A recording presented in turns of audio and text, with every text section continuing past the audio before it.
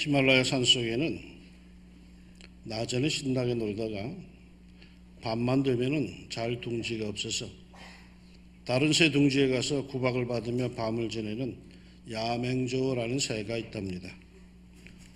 이 새는 밤에 구박을 받을 때마다 그 울음소리가 꼭 이렇게 들린답니다.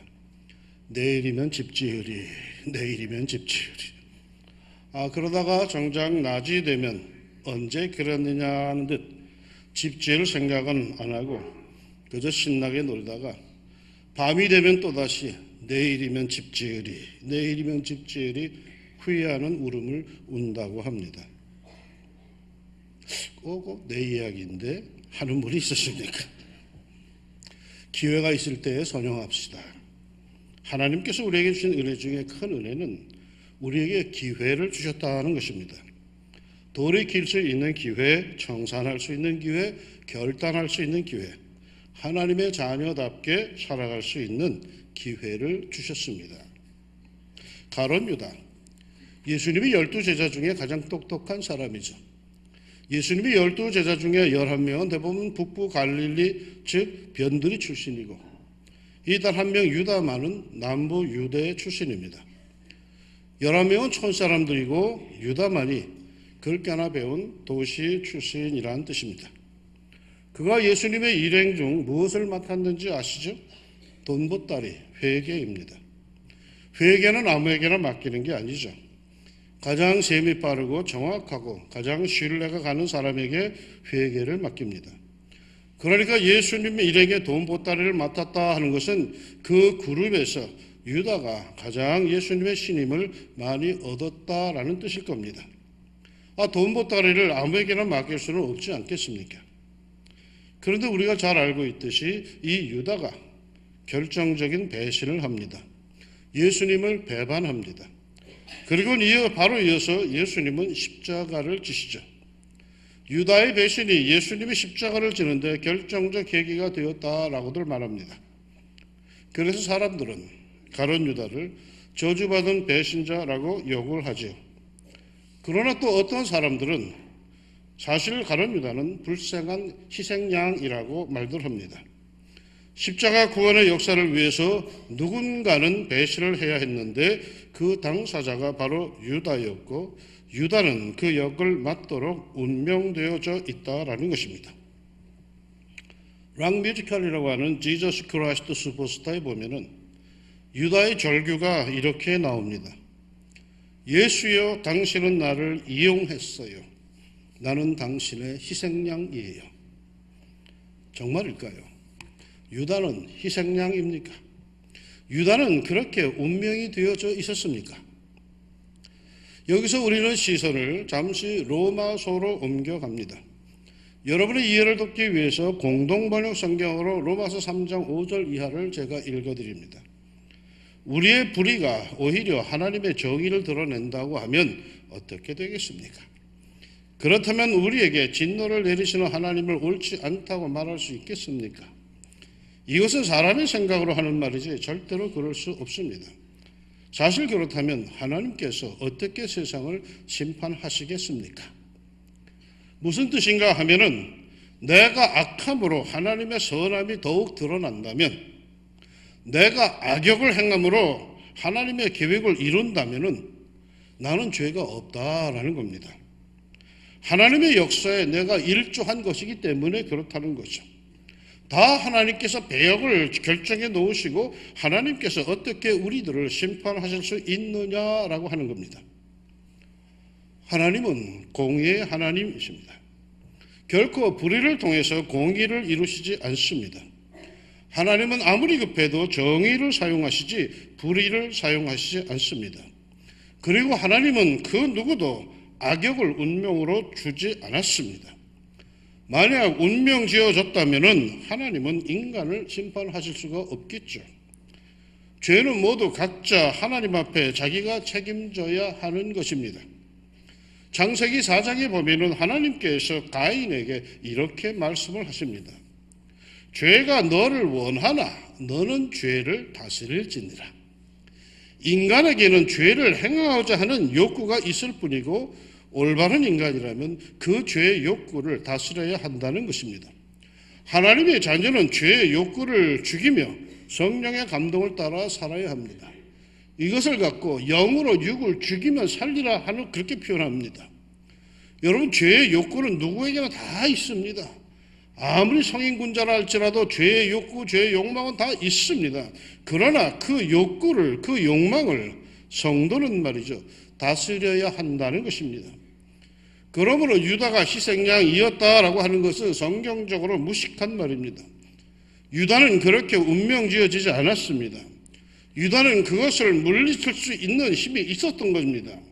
유다 스스로가 그 죄악을 선택한 것입니다. 보시겠습니까? 예수님은 유다에게 몇 번이나 그런 기회를 주셨는지 모릅니다. 누가복음 6장에 보면은 예수님은 12제자를 택하실 때 산에 올라가 밤이 새도록 기도하시고 아침에 내려와서 12제자를 선택하십니다. 왜 예수님께서는 유별나게 12제자 선택을 앞두고 밤이 새도록 기도를 하셨을까요? 이미 12명 다 그 인간의 됨됨이를 다 파악했고 이미 다 그들 꿰뚫고 보고 계시는데 뭐 굳이 그렇게 밤새워서 산기도하실 필요가 있었겠습니까? 이미 다 알고 있는데 그래서 그냥 제자들 모아놓고 너 그렇게 집으면 될 건데 왜 예수님께서는 밤새워 기도를 하셨을까? 바로 이 유다 때문이었을 것이라고 대부분의 학자들은 입을 모읍니다. 유다를 12제자 중에 하나로 택할 것인가 말 것인가를 놓고 밤새 기도하신 겁니다. 그토록 신임이 가고 사랑이 가는 그 똑똑한 유다. 그러나 결국은 저가 배반할 가능성, 그런 성향이 짙은데 그런 아픔 속에 주님은 밤이 새도록 기도하신 것으로 보입니다. 그렇다면 아예 12제자를 택하지 않으면 됐을 텐데 뭐 때문에 유다를 12제자 속에 집어넣으셨을까요? 그것은 다른 유다에게 기회를 주시기 위해서였을 겁니다.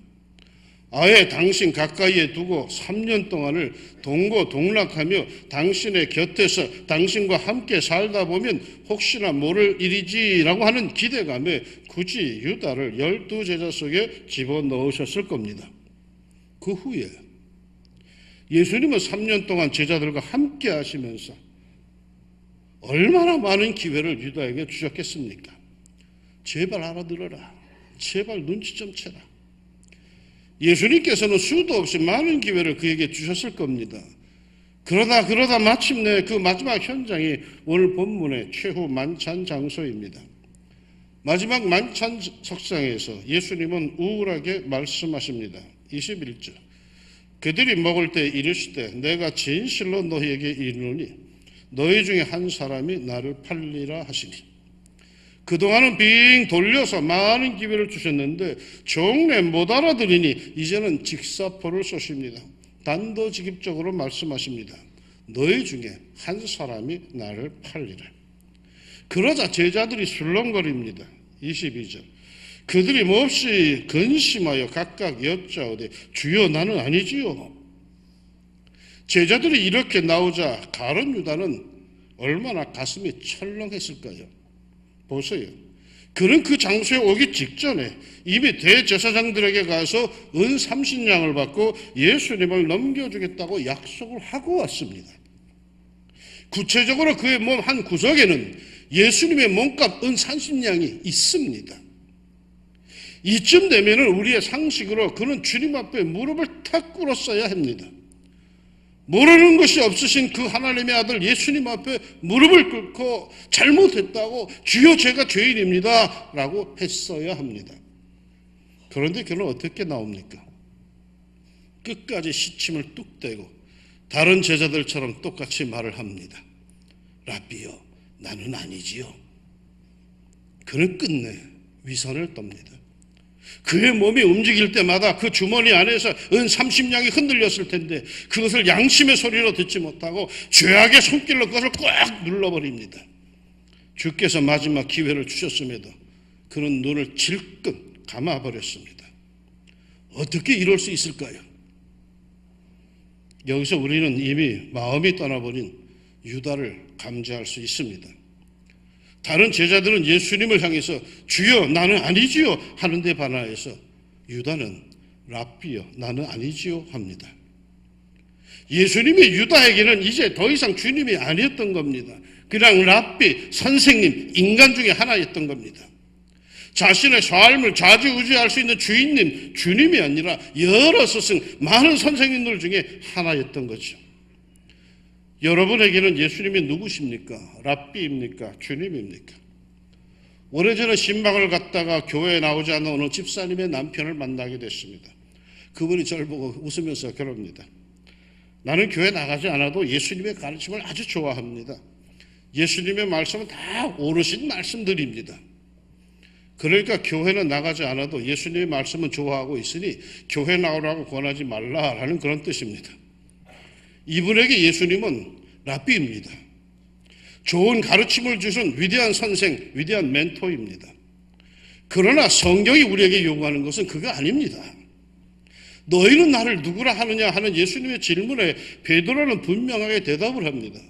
주는 그리스도시요 살아계신 하나님의 아들이십니다. 예수님은 이 대답을 얼마나 좋아하셨던지 모릅니다. 그런데 말이죠. 모든 제자가 이렇게 주는 그리스도시요 살아계신 하나님의 아들이십니다 라고 고백할 때 유다도 그 자리에 있었습니다. 그런데 그 후에 말이죠. 유다가 변한 거예요. 이제 유다는 예수님을 향해서 선생님이라고 부르고 있어요. 주님이 아니에요. 예수님은 랍비가 아니라 나의 구세주요, 나의 주님이십니다. 나의 살아계신 하나님이십니다. 도마가 후일에 부활하신 예수님을 뵙고 고백했듯이 나의 주님이시요 나의 하나님이십니다. 이게 성경이 요구하는 신앙입니다. 가룟 유다에게 예수님은 더 이상 주님이 아닌 랍비였기에 예수님을 배신할 수 있었던 거죠. 그까지 유다가 예수님을 하나님으로 믿었다면 어떻게 그 앞에서 거짓말할 수 있겠습니까? 그런데 그 자리에서 유다는 뜨끔하지 않았을까요? 떨리지 않았을까요? 여러분, 뜨끔이 능사가 아닙니다. 떨림이 해결책 아닙니다. 뜨끔하고 떨린다고 해서 양심적인 사람이 아닙니다. 떨리고 뜨끔뜨끔해도 그것을 그대로 무시하면 그에겐 아무것도 아닙니다. 주님께서는 돌이키라고 뜨끔케 하시고 떨리게 하시는데 그럼에도 멸망으로 가는 사람들은 이러한 뜨끔을, 이러한 떨림을 무시합니다. 혹시 뜨끔하거들랑 돌이키십시오. 떨리거들랑 발걸음을 멈추고 돌아서십시오. 맨날 똑같은 잔소리 한다고 무시하지 말고 귀담아 듣고 돌이키십시오. 그 뜨끔함과 떨림을 자꾸 무시하면 마침내 그 양심이 죽습니다. 마침내 그 양심이 죽은 예수님 앞에서 더 이상 뜨끔하지도 않고 떨리지도 않는 사람. 종래 예수님은 이런 절망적인 이에게 절망적인 선언을 하십니다. 이 장면을 똑같이 기록한 요한복음의 기록입니다. 예수께서 대답하시되 내가 떡 한 조각을 적셔다 주는 자가 그니라 하시고 곧 한 조각을 적셔서 가룟 시몬의 아들 유다에게 주시니 조각을 받은 후 곧 사탄이 그 속에 들어간지라. 이에 예수께서 유다에게 이르시되 네 하는 일을 속히 하라 하시니 돌이키라 회개하라 자복하라고 계속 감동에 감동을 주시고 붙잡아 주시며 양심에 호소하는데 알아들으라고 돌려가면서 말씀을 하시는데 끝내 아닌 척하는 사람에게는 이제 단도직입적으로 말씀하십니다. 단도직입이란 말뜻을 아십니까? 단도, 짧은 칼을 그냥 직접 찔러 넣는 겁니다. 얼마나 아플까요? 결국 예수님은 유다를 지목하셨습니다. 떡 한 조각을 주므로. 그러자 유다가 이 떡 한 조각을 받아들자 곧 사탄이 그에게로 쑥 들어갑니다.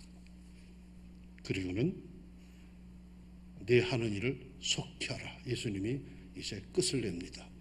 더 이상 안 된다는 거죠. 이에 유다는 그 자리를 박차고 나갔습니다. 유다가 그 조각을 받고 곧 나가니 밤이 일어라. 유다는 이제 암흑 속으로 떨어진 겁니다. 아무것도 볼 수 없고 느낄 수 없는 암흑 속으로 떨어집니다. 자기 때는 머리를 굴려가면서 판단을 하고 살겠노라고 하지만 그 생각하고 그 판단한 모든 것들이 암흑 속에 있어서 방향을 잡지 못합니다. 그리고는 그 후 그는 사탄의 명령에 따라 목을 맵니다. 유다, 마지막 기회를 놓쳤습니다. 끝까지 사랑하시는 예수님은 꾹 참으시면서 그 배신자에게 마지막 기회를 주셨는데 그는 정말 회개하지 않고 아닌 척하다가 깊은 암흑으로 떨어졌습니다. 결코 그 자리는 말이에요, 유다를 책망하기 위한 자리가 아니었어요. 유다에게 절망을 선포하기 위한 자리가 아니었어요. 그 자리는 유다에게 주는 마지막 기회의 자리였어요. 그런데 유다는 끝내 돌아서지를 않았어요. 젊었을 때는 말이죠, 나는 회개가 쉬운 줄 알았어요. 교회만 가면은 회개하라는 말씀을 수도 없이 들으면서 아니 회개가 뭐 그리 어렵다고 그걸 못해 했어요. 그냥 잘못했으면 잘못했어요. 하나님 하면 되지. 아니 회개를 왜 못해 했어요. 회개만큼 쉬운 게 어디 있느냐고 했어요. 기독교의 복음이 무슨 죄든지 회개만 하면 된다는 말에 그거 참 싱거운 종교라고 생각했어요. 참 싱겁다는 생각이 들었어요. 아니 회개를 왜 못해? 그런데 나이가 들수록 회개가 어렵더라고요. 머릿속에 들어온 게 많을수록 회개가 안 되더라고요. 가진 게 늘어날수록 회개가 안 되더라고요. 인정하기가 쉽지 않더라고요. 아니 설령 속으로는 인정하더라도 그걸 겉으로 표현하기가 이게 결코 쉽지 않더라고요. 내 체면에 어떻게, 자존심 상해서 어떻게, 그냥 속으로만 인정하지. 왜 유다가 속으로 떨지 않았겠습니까? 왜 유다가 속으로 뜨끔하지 않았겠습니까? 그러나 그는 그 예수님의 손길마저, 그 예수님의 마지막 시선마저 회피해버렸습니다. 사랑하는 여러분, 아직 예수님의 손길이 나를 붙잡고 있을 때에 마음이 떨리고 양심이 떨리고 온몸이 떨려올 때에 그때 주님께 자신을 드립시다. 돌아섭시다. 회개합시다. 가룟 유다, 왜 떨림이 없었겠어요?